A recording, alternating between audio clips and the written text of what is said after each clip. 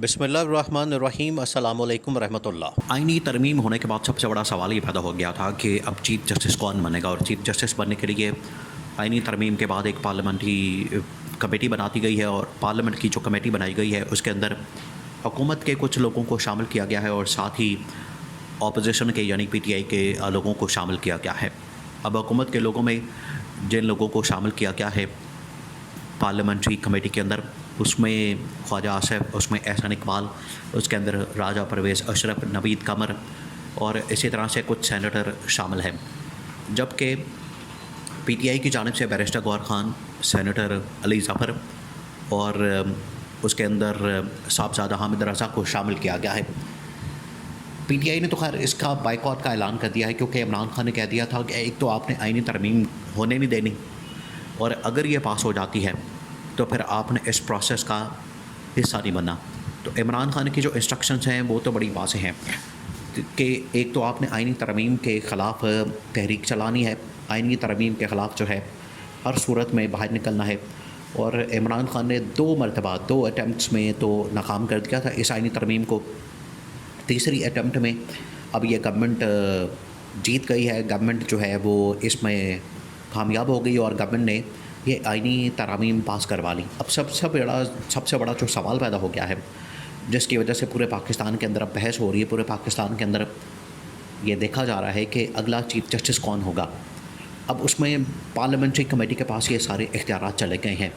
देखिए, यही असल मसला था जिसके ऊपर शोर मचाया जा रहा था, जिसके ऊपर बहस की जा रही थी, जिसके ऊपर ये सारा मसला पैदा हो गया था कि पार्लियामेंट के पास ये इख्तियार चला जाएगा, पार्लियामेंट के पास ये पावर चली जाएगी, अथॉरिटी चली जाएगी, पार्लियामेंट के पास ये राइट चला जाएगा कि जजेस की तैनाती करें, जजेस को वो तैनात करें। देखिए, यही वो पाकिस्तान का रियासत का असूल है। रियासत जिन असूलों के ऊपर खड़ी है, जिन 3 सतूनों के ऊपर खड़ी है, उसमें अदलिया, एग्जीक्यूटिव और मुक़न्नना यानी कि लेजिस्लेचर, पार्लियामेंट, ये तीनों का अपना अपना किरदार है और तीनों एक दूसरे के मामलात के अंदर मुदाखलत नहीं करते। हाँ, गवर्नमेंट के ऊपर, एग्जीक्यूटिव के ऊपर जो है वो ज़रूर एक किस्म का चेक एंड बैलेंस होता है, और चेक एंड बैलेंस होता है जब अदलिया इसके ऊपर टहरे में खड़ा करती है, अदलिया इसके ऊपर एक नज़र रखती है, अदलिया इसकी निगरानी करती है। और जब भी किसी शख्स को, जब भी किसी बंदे को शिकायत होती है गवर्नमेंट से, हुकूमत से, तो अदलिया के अंदर केस लगाया जाता है और हुकूमत को जवाबदेह ठहराया जाता है। लेकिन इस आईनी तरमीम के बाद इस कॉन्सेप्ट को ख़त्म कर दिया गया है और अदलिया को एक किस्म का हुकूमत के मातहत कर दिया गया है, जो कि किसी दुनिया के किसी मुल्क के अंदर नहीं होता। यहाँ पर ये बात की जाती है कि जिस तरीके से चीफ़ जस्टिस की तैनाती अब होने जा रही है, बिल्कुल उसी तरीके से आर्मी चीफ़ की तैनाती होती है। तो आर्मी चीफ़ और चीफ़ जस्टिस के दरमियान ज़मीन आसमान का फ़र्क है। जो पाकिस्तान की फ़ौज है, पाकिस्तान की फ़ौज जो है वो एक ऐसा इदारा है कि जो वज़ारत दिफ़ा के मातहत है, यानी वो गवर्नमेंट के मातहत है। इस वजह से आर्मी चीफ़ की जो तैनाती है वो इस प्रोसेस के थ्रू होती है, जिसमें गवर्नमेंट बराह रास्त इंटरफेयर करती है, गवर्नमेंट उसमें बराह रास्त मुदाखलत करती है और गवर्नमेंट के पास वो लिस्ट आती है, गवर्नमेंट के पास वो तो फहरिस्त आती है, गवर्नमेंट के पास नाम आते हैं, गवर्नमेंट के पास एक फ़ाइनल आता है और उसमें से एक नाम को फ़ाइनल किया जाता है। तो आर्मी चीफ़ की जो तैनाती है वो बिल्कुल एक अलहदा बॉल गेम है। आर्मी चीफ़ की जो तैनाती है उसका तरीक़ेकार बिल्कुल मुख्तलिफ है। उसका जो सरबराह है वो वज़ीर दिफ़ा से लेकर प्राइम मिनिस्टर और फिर उसके बाद सदर, ये वो ऊपर सरबराहान बैठे हैं, जिसकी वजह से आर्मी चीफ़ की तैनाती को या फ़ौज के इदारे को बिल्कुल भी कंपेयर नहीं किया जा सकता पाकिस्तान की अदलिया से।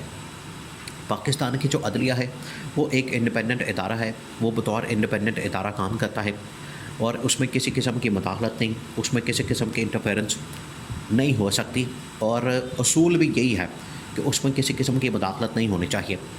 अब ये इन्होंने पार्लिमानी कमेटी बना के तो जो उसकी असल स्पिरिट है, उसकी जो असल रूह है, उसको निकाल दिया है, उसको ख़त्म कर दिया है, जिसकी वजह से अदलिया जो है वो मातहत हो गई है। अब 3 जजेस के नाम जो है वो यहाँ पर आने हैं, जो इस वक्त मौजूदा सीनियर तरीन जजेस हैं, जिसमें नंबर 1 पर नाम है जस्टिस मंसूर अली शाह का, सेकंड नंबर के ऊपर नाम है जस्टिस मुनीब अख्तर का और तीसरे नंबर के ऊपर नाम है जस्टिस याह्या अफरीदी का। उसके बाद justice Aminuddin Khan, justice Naeem Akhtar Afghan, justice Athar Minallah, इस तरह के नाम सामने आ जाते हैं। इस तरह से पूरे नाम जो है वो चलते हैं। अब हुकूमत का मंसूबा ये है, हुकूमत का प्लान ये है कि हम ऊपर से 2 जो सीनियर जजेस हैं उनको बाईपास करें, उनको सुपरसीड करें और नीचे से एक जूनियर जज को ला के तो हम चीफ़ जस्टिस बना दें जिसमें याह्या अफरीदी का नाम आ रहा है। तो अगर याह्या अफरीदी को यहाँ पर चीफ़ जस्टिस बना दिया जाता है, याह्या अफरीदी को बतौर चीफ़ जस्टिस लाया जाता है, एक तो ये कि याह्या अफरीदी के ऊपर डिपेंड करता है कि वो अब चीफ़ जस्टिस बनना पसंद करते हैं या नहीं करते। हुकूमत तो चाहेगी, हुकूमत का इस वक्त मंसूबा यही है कि याह्या अफरीदी को हम या चीफ़ जस्टिस बना दें और याह्या अफरीदी के इनकार की सूरत में नीचे से हम जस्टिस अमीनुद्दीन खान को या जस्टिस नईम अख्तर अफ़गान को चीफ़ जस्टिस बना दें। लेकिन ये हो नहीं सकता क्योंकि याह्या अफरीदी के इनकार की सूरत में ये नीचे नहीं जाएंगे, बल्कि जो 2 सीनियर जजेस हैं इनको पैनल के अंदर रहना पड़ेगा। अगर 3 नाम आते हैं और उसमें से एक नाम इनकार कर देता है, एक शख्स इनकार कर देता है, तो फिर आपको जस्टिस मुनीब या जस्टिस मंसूर अली शाह को चीफ़ जस्टिस लगाना पड़ेगा अल्टीमेटली। और चांसेस मौजूद हैं कि जस्टिस याह्या अफरीदी इनकार कर दे, चांसेस मौजूद है कि justice Yahya Afridi chief justice बनने से इनकार कर दे। उसकी वजह यह है कि वो एक जूनियर जज है और अभी उसका जो टोटल टाइम है, उसकी मुद्दत मुलाजमत जो है वो जस्टिस याह्या अफरीदी की तकरीबन 8 से 10 साल है और 3 साल का ओहदा है चीफ़ जस्टिस का। तो अगर याह्या अफरीदी चीफ़ जस्टिस बन जाते हैं और 3 साल के लिए बन जाते हैं तो कम से कम 7-8 साल पर उनको कुर्बानी देनी पड़ेगी।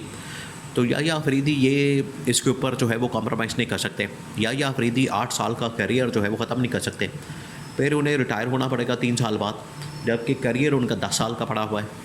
तो याह्या अफरीदी की तो समझ आती है कि वो इनकार कर सकते हैं, एक तो जूनियर होने की वजह से, फिर उनका कैरियर आगे बढ़ा हुआ है। जस्टिस मुनीब अख्तर तो कभी भी नहीं चाहेंगे, जस्टिस मुनीब अख्तर आखिरकार रेफ़र कर देंगे जस्टिस मंसूर अली शाह की तरफ। और जब हुकूमत ने काजी फाइज ईसा को एक्सटेंशन की ऑफ़र भी की थी, जो कि अब इंकशाफ हो चुका है, रिकॉर्ड का हिस्सा बन चुका है कि हुकूमत की जानिब से कितनी मरतबा काजी फाइज ईसा को एक्सटेंशन की ऑफ़र की गई।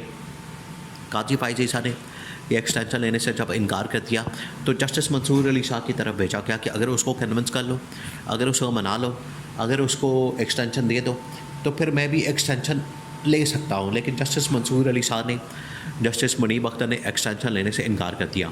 तो जस्टिस मुनीब अख्तर का तो पता है कि वो शायद चीफ जस्टिस ना बने, तो मंसूर अली शाह अल्टीमेट चॉइस बन सकेगी और आखिरकार नाम जो है वो फिर जस्टिस मंसूर अली शाह का निकलेगा।